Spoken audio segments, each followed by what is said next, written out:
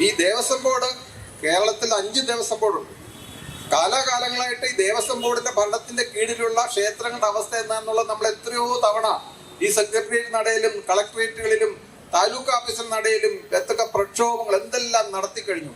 പക്ഷെ അന്നൊന്നും പൊതുശ്രദ്ധ ഇത്രത്തോളം ആകർഷിച്ചിരുന്നില്ല. കാരണം ശബരിമല മറ്റൊരു തലത്തിലുള്ള ഒരു ക്ഷേത്രമാണ്. കാരണം അത് കേരളത്തിൽ മാത്രം ഒതുങ്ങി നിൽക്കുന്ന ഒരു വിഷയമല്ല. ആഗോള തലത്തില് എനിക്കൊന്നും ലോകത്തിൽ തന്നെ ഇതിന് പകരം വെക്കാൻ പറ്റിയ ക്ഷേത്രമില്ല. അതിന്റെ പ്രധാനപ്പെട്ട കാരണം നമുക്കൊക്കെ അറിയാം. ഇന്ന് കേരളത്തിലെ ജനസംഖ്യ 3.3 കോടിയാണെങ്കിൽ ശബരിമല ഭക്തന്മാര് എല്ലാ വർഷവും വന്നും പോയി മാസപൂജ ഉൾപ്പെടെ വരുന്നവർ ഏതാണ്ട് 5 കോടിയിൽ പരമാളാണ്.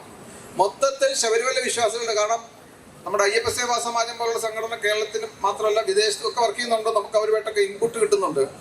ഏതാണ്ട് 10 കോടിയിൽ പരം ഭക്തജനങ്ങളുള്ള ഒരു സംവിധാനമാണ് ശബരിമല. അതുകൊണ്ട് ശബരിമല പ്രക്ഷോഭം നമുക്കൊക്കെ അറിയാം. ശബരിമല 2018 ശബരിമല പ്രക്ഷോഭം നടന്നപ്പോൾ അത് കേരളത്തിൽ മാത്രം ഒതുങ്ങി നിന്നില്ല.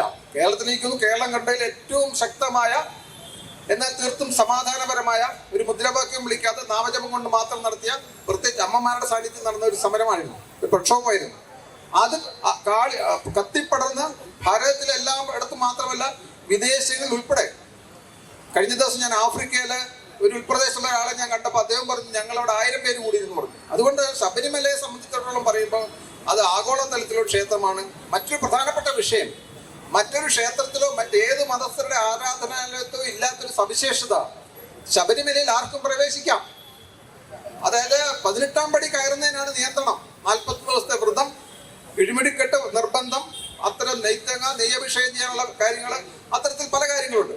18ാം പടി കയറാതെ തന്നെ ഭക്തജനങ്ങൾക്ക്, ഏത് മതസ്ഥരായിട്ടുള്ളവർക്കും ഏത് വിശ്വാസികൾക്കും ഏത് വേഷത്തിലും ഏത് സമയത്തും പ്രവേശിക്കാവുന്ന ഒരേ ഒരു ആരാധനാലയം, ഞാൻ ഹിന്ദു ക്ഷേത്രം മാത്രമല്ല പറയുന്നത്, വേറെ എവിടെ ചെയ്യാൻ പറ്റും.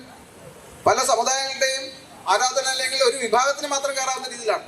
അത്ര വിശാലമായ വീക്ഷണത്തോടുകൂടി സ്ഥാപിക്കപ്പെട്ട, ലോകത്തിലെങ്ങുമില്ലാത്ത, എല്ലാവരെയും അതിശയിപ്പിക്കുന്ന തരത്തിൽ എത്രത്തോളം പ്രശ്നങ്ങൾ ഉണ്ടായാലും അത്രത്തോളം കൂടുതൽ ഭക്തജനങ്ങൾ ആകർഷിക്കപ്പെടുന്ന ഒരു ക്ഷേത്രം മറ്റൊന്നില്ല.